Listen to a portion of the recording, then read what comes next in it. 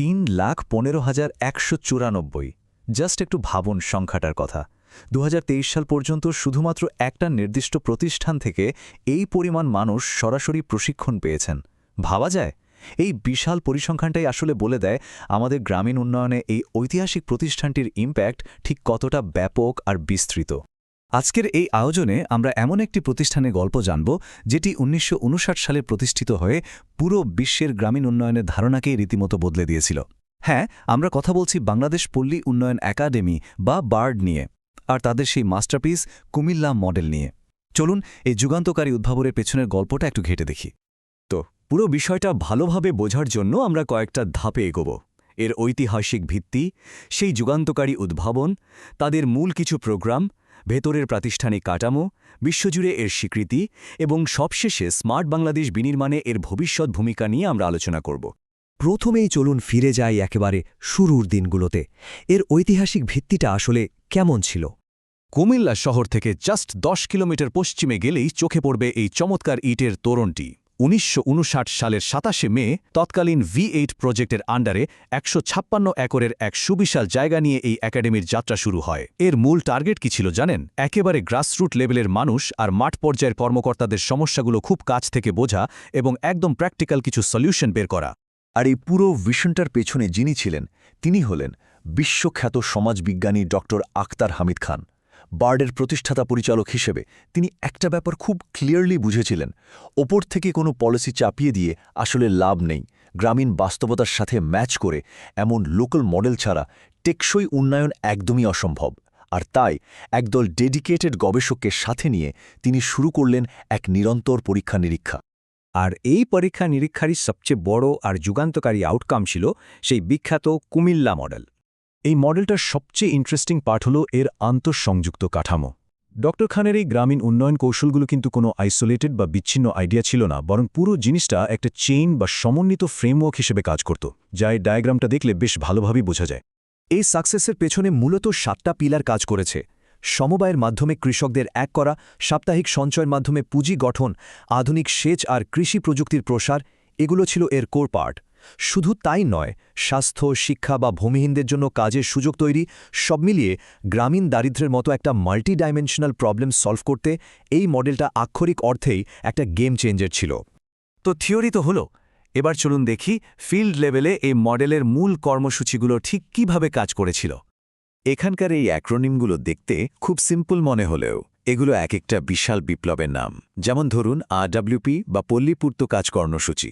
এর মাধ্যমে তৈরি হলো রাস্তাঘাট আর হাজারো মানুষের কাজের সুযোগ। এরপর এলো TIP, গভীর নলকূপ দিয়ে সেচ ব্যবস্থা চালু করে পুরো দেশের খাদ্য উৎপাদনের রীতিমতো একটা রেভলিউশন নিয়ে এলো। আর TCCA এবং TTDCর মাধ্যমে সমবায় ঋণ আর লাখ লাখ মানুষকে ট্রেনিং দেওয়ার যে সিস্টেম দাঁড় করানো হলো, সেটাই পরবর্তীতে দেশের কৃষি বিপ্লবের শক্ত ভিত গড়ে দিয়েছিল। এত বড় একটা যজ্ঞ তো আর এমনি এমনি চলে না, রাইট? এর পেছনের প্রাতিষ্ঠানিক কাঠামো বা মেশিনারিজটা আসলে কেমন, চলুন দেখে নিই। মূলত 3টে স্তম্ভের উপর দাঁড়িয়ে আছে বার্ডের পুরো অপারেশন: প্রশিক্ষণ, গবেষণা এবং প্রায়োগিক গবেষণা বা অ্যাকশন রিসার্চ। একটা ডেটা দিলে ব্যাপারটা আরও ক্লিয়ার হবে।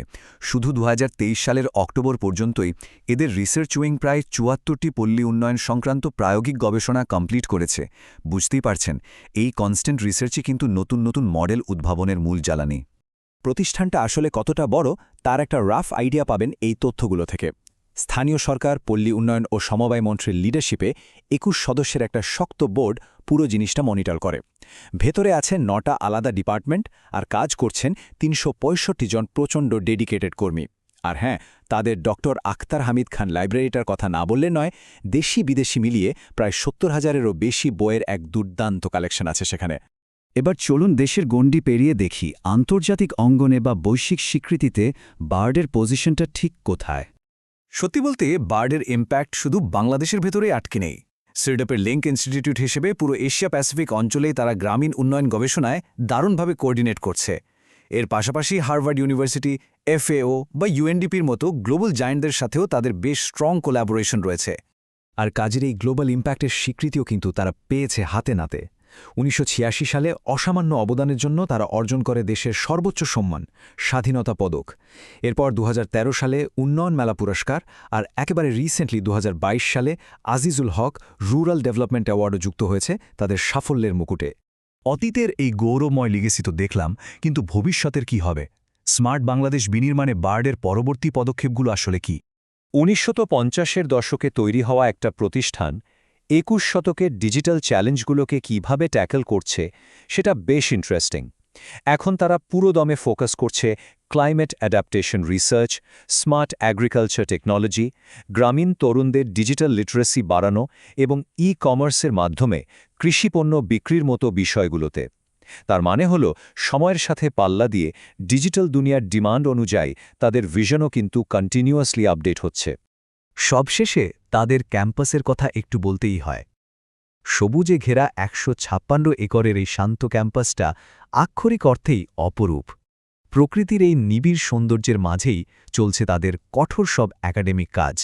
এটি এখন শুধু একটা রিসার্চ ইনস্টিটিউট নয়, বরং যারা জ্ঞান আর প্রকৃতির ছোঁয়া একসাথে খুঁজছেন তাদের জন্য একটা দারুণ রিফ্রেশিং জায়গা। বার্ডের এই দীর্ঘ কয়েক দশকের যাত্রা কিন্তু শুধু কিছু প্রকল্প বা ডিটার মধ্যে সীমাবদ্ধ নয়, এটি আসলে আমাদের গ্রামীণ মানুষের শেকড়ের গল্প। তো শেষে আপনাদের কাছে একটা প্রশ্ন রেখে যাই। প্রথাগত গ্রামীণ উন্নয়ন আর এই আধুনিক ডিজিটাল ইন্টিগ্রেশনের যে দুর্দান্ত সমন্বয় তারা ঘটাচ্ছে, এটা কি ভবিষ্যতের স্মার্ট বাংলাদেশ গড়ার সবচেয়ে বড় গেম চেঞ্জার হতে যাচ্ছে? বিষয়টা নিয়ে একটু ভেবে দেখতে পারেন কিন্তু।